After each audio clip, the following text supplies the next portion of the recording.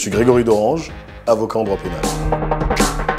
Est-ce qu'il t'est déjà arrivé d'arrêter de défendre un client en cours de procédure? Quand un client vient me voir et qu'il souhaite me confier sa défense, j'ai le choix de l'accepter ou de le refuser. Si je l'accepte, c'est pour aller jusqu'au bout. Il y a deux choses qui, à mon sens, font que je pourrais refuser d'intervenir aux côtés de quelqu'un. La première chose, c'est que tu es face à quelqu'un de borné, qui te dit tout savoir et qui veut t'imposer la manière de défendre son dossier ou de le défendre lui. L'avocat est indépendant, je suis indépendant, on va réfléchir ensemble, on fait les choses de concert, mais on ne m'impose rien. La deuxième chose, c'est si jamais, eu égard aux faits qui lui sont reprochés, j'estime que je suis heurté dans mon humanité.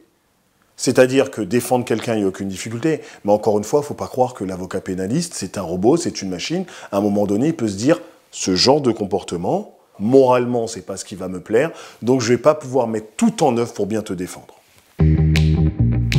Est-ce qu'il t'est déjà arrivé qu'un client décide de changer d'avocat en cours de procédure? Alors oui, c'est déjà arrivé qu'un client dise, moi je veux changer d'avocat ou je ne veux plus d'avocat, pour différentes raisons.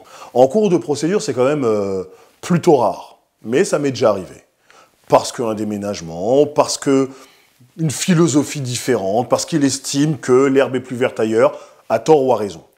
Mais ça arrive qu'il y a la procédure qui se termine par une décision, qui ne soit favorable ou défavorable, le plus souvent si elle est défavorable, qui décide de prendre un autre avocat pour la procédure d'appel. Ça arrive. Il faut l'accepter. Comment ça se passe si je veux changer d'avocat en cours de procédure? Donc deux possibilités. La première, c'est que tu vas voir ton avocat. Tu dis, écoutez, je ne souhaite plus travailler avec vous, est-ce que vous pouvez me restituer mon dossier et je vous paierai ce que je vous dois. Deuxième possibilité, tu vas voir le nouvel avocat et cet avocat a des obligations déontologiques, parmi lesquelles il va prendre lui contact avec son confrère, donc ton avocat actuel, lui dire qu'il lui succède et s'assurer qu'il n'y ait pas de difficulté de paiement. S'il y en a, il devra tout faire pour récupérer les honoraires pour son confrère.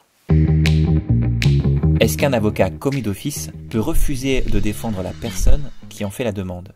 Être commis d'office, ça signifie que tu es désigné par ton bâtonnier. Ça veut dire qu'en amont, tu as accepté, toi, avocat, d'être sur une liste pour les personnes qui, ne connaissant pas d'avocat, pourront solliciter tes services. C'est toi qui as accepté d'être sur cette liste. Ça veut dire, une fois que tu es commis d'office, par principe, tu dois aller au bout de ta mission. Et il n'y a que pour des motifs impérieux, des motifs légitimes, que ton bâtonnier peut accepter de revenir sur ta désignation. Est-ce qu'une personne accusée peut refuser l'avocat qui lui a été commis d'office? Le client lui dit « je veux un avocat ». Il ne dit pas « je veux tel avocat ». Parce que si tu veux pouvoir choisir ton avocat, alors tu le choisis. Mais si tu dis « je veux qu'on m'en commette un d'office », c'est bien parce que tu n'en connais pas. J'insiste. Être commis d'office, ça ne veut pas dire être gratuit. Donc tu peux très bien choisir ton avocat sans avoir les moyens et il te défendra s'il le souhaite au titre de l'aide juridictionnelle. Mais si tu ne connais pas d'avocat, tu ne le choisis pas. Donc une fois que le bâtonnier, toi justiciable, t'aura écrit en te disant « je t'ai commis d'office, donc j'ai désigné pour intervenir au soutien de vos intérêts maître d'Orange », tu vas pouvoir dire « ah non, je ne veux pas de cet avocat ».